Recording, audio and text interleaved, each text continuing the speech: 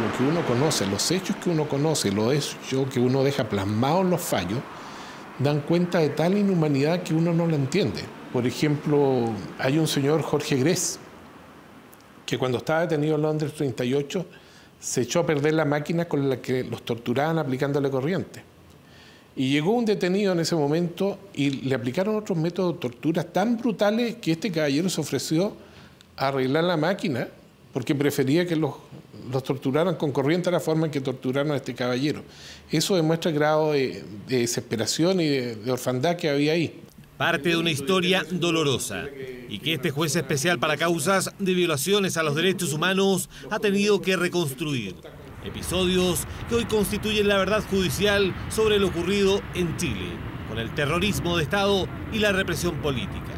Hay otro caso en Irán con los plátanos, cuando un detective que pertenecía a la DINA declara en una de mis causas, bueno, cuando yo entré estaban ahorcando a una persona y habían 3 más en el suelo ya muertas que la habían ahorcado, y dice, deben haber sacado las inyecciones. Todos los fallos están con declaraciones de otras personas que hablaban incluso de las formas que se torturaban, qué se hacía después de haber torturado a la persona. Hablan, por ejemplo, de las instrucciones que tenían de no darle agua a la víctima después que se le había aplicado corriente, porque si no se les moría. Hablan de todo el sistema que ellos utilizaban para la tortura. El año pasado se dictaron 58 fallos de primera instancia en contra de 271 exagentes. Además, 191 personas fueron sometidas a proceso. Se decretaron 109 sobreseimientos temporales y 151 cierres de sumario. 322 integrantes de organismos de seguridad fueron acusados por violar los derechos humanos. Ya las víctimas, o los parientes de las víctimas y las víctimas de tortura, todos ya van desapareciendo, como también aquellos que eran los victimarios. Entonces, en definitiva, estamos llegando un poco tarde, pero sí creemos que es necesario, y por eso hemos continuado, porque es necesario que se aclaren todas las situaciones que están pendientes, que se verifique cuál fue la verdad de lo ocurrido. Durante el año 2018 se iniciaron 245 nuevas causas por delitos como secuestro, homicidio, tortura, hallazgo de osamentas y adopción irregular. Al ministro Mario Carroza se le asignaron 99 investigaciones. La idea es que se genere una acción que no sea nuevamente un movimiento que termina y que después vuelve a reiniciarse en un tiempo más, sino que esto vaya a un término, pero con todo esclarecido. O sea, que sea algo cierto, posible de verificar, veraz, que sea creíble. El Poder Judicial mantiene 1.340 causas vigentes. Todo esto en el marco de la llamada justicia transicional, que se aplica en países donde se han producido graves y sistemáticas violaciones de derechos humanos. Yo tengo la impresión que aquí nosotros estamos solucionando una falencia. Chile no ha resuelto este problema, ya no lo resolvió por la vía política, por la vía de tomar un acuerdo, de dictar una ley, alguna medida de esta naturaleza. Entonces, ¿dónde recurre la gente? Recurre naturalmente al Poder Judicial, porque siente que hay un conflicto entre lo que ha ocurrido y el Estado que pregona que ciertas conductas son delitos, entonces quiere que alguien, y ese alguien no es otro que el Poder Judicial, decida si efectivamente en estos casos hay o hubo o no hubo delito. En 1993 se dictó el primer fallo que calificó el secuestro como un delito de carácter permanente. Un juez de letras de Lautaro descartó aplicar la prescripción y la amnistía en el caso de José Yaulén y Juan Cheuquemán. 2 años después, la Corte Suprema condenó a los jefes máximos de la DINA por el caso de Orlando Letelier. A mí me tocó, siendo relator de la Corte Suprema, relatar la causa en que se vio el crimen contra Letelier en Estados Unidos, y fue la oportunidad en que el Poder Judicial sancionó a los 2 jefes de la DINA. Uno de los ministros que estaba en la sala dijo, bueno, pero todo este tema ya se trató cuando se pidió la extradición de estos caballeros.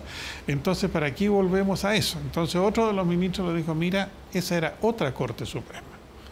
Ahora es una Corte Suprema distinta, renovada, y nosotros tenemos que hacerle frente a esto, pronunciarnos, decidir con absoluta libertad.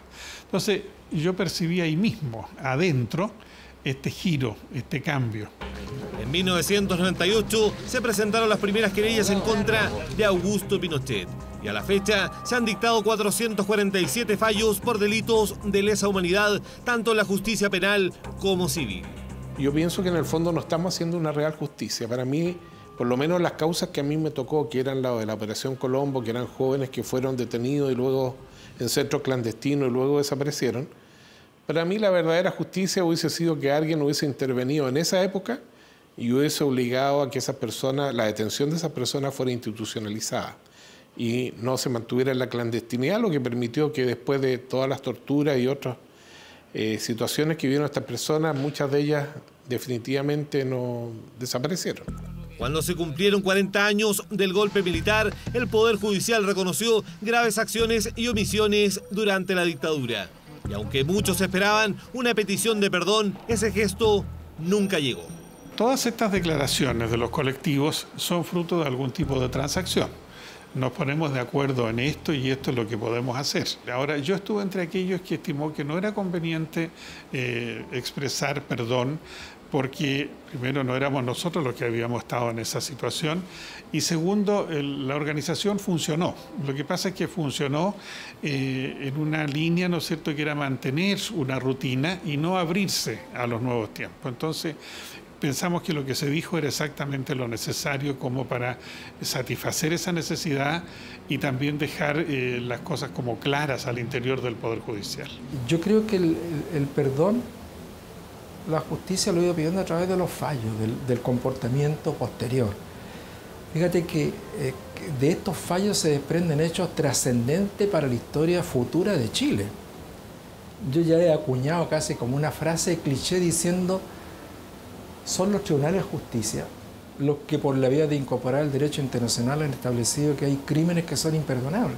Yo no sé si la palabra perdón es lo que necesitamos. Yo creo que los reconocimientos, y lo hemos dicho muchas veces como organización, tienen que ir acompañados de acciones, con condenas mucho más contundentes, con procesamientos de civiles, con un abordaje absoluto de conocer la verdad y no quedarnos con las generalidades, una conducta distinta que hubiese tenido un correlato coincidente con ese reconocimiento. Porque perdón, lo voy a decir, golpearse el pecho y después ir a liberar a los genocidas no tiene ningún sentido.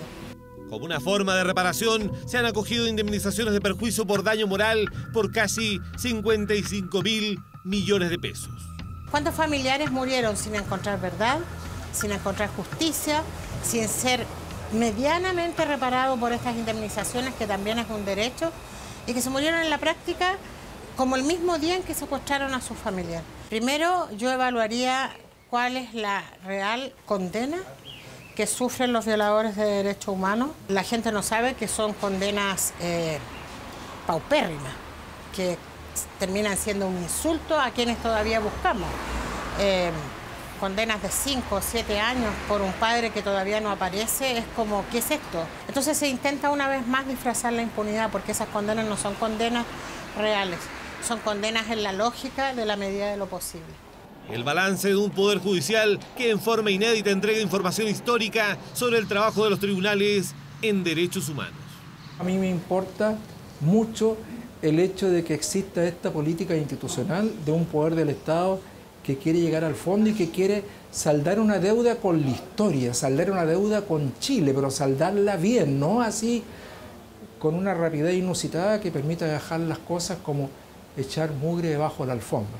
Y a mí me parece tremendamente importante que sepamos verdaderamente cómo se ha comportado el Poder Judicial. Un Poder Judicial que ha tenido grandes vaivenes, que ha tenido jueces que en un grado de heroísmo han sabido defender sus principios, sus tareas. Hay otros que fueron simplemente obsecuentes a la dictadura. Hitos de los últimos 25 años de labor judicial en este tipo de causas, por parte de un poder del Estado que tomó la determinación de hacer pública su memoria histórica.